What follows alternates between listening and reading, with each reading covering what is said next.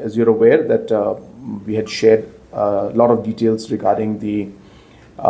mining of the small-time local miners and traditional miners of our state.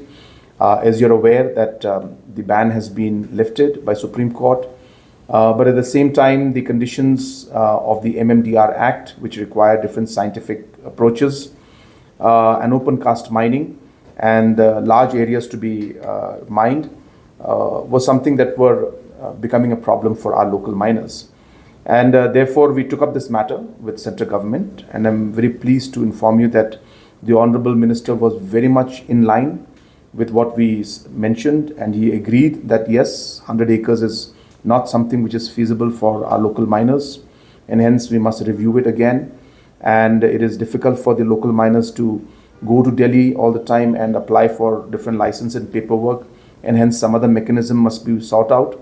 Yet the safety of miners must be kept in mind, and therefore what kind of technology that can be used to maintain that safety needs to be also examined. And therefore Minister has suggested that the Secretary, Coal and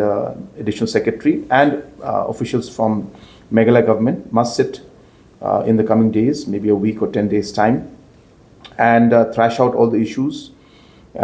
discuss all the matters that have been proposed by us, and come up with a formal kind of a presentation to him. In the representation that I had given to Honorable Minister,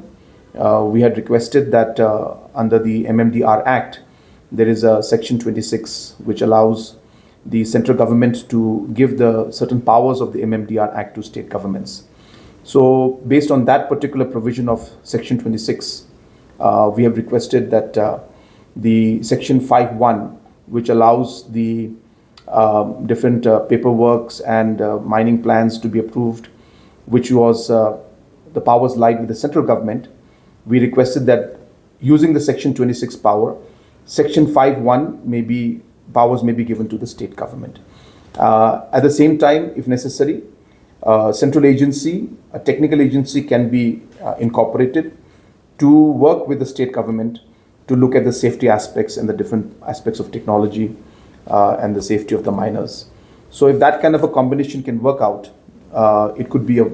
well-worked solution that would suit the needs of our local miners as well as the concerns of Government of India. So that was something that we had discussed. So what we are discussing is that if the tunnel mining can be allowed in a manner in which modern technology like 3D mapping of areas which are of risk can be avoided. Certain spaces where miners can safely enter,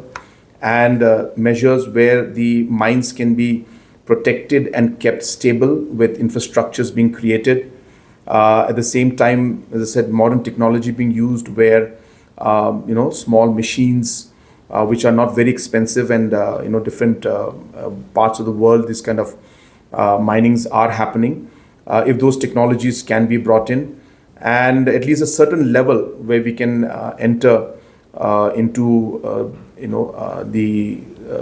more safer provisions, but at the same time continuing with the aspect of tunnel mining where we can, as I said, use technology and ensure that the risks are neutralized. That is what we are proposing. And of course, we have asked the Coal Ministry also to suggest us that what could be the possible technologies we could use, because we have been very clear to them that the feasibility of open cast mining in terms of the financial feasibility is not something that is working out for our miners, and it is leading to too many challenges for us. Even today as we speak, we have more than 22,000 mines in different parts of the state, and it is very, very difficult for us, if we don't have a system, very difficult for us to monitor. But if we have a system, then at least we can ask people to follow that system, follow that process, and ensure that the safety of the miners is kept as one of the top priorities for us.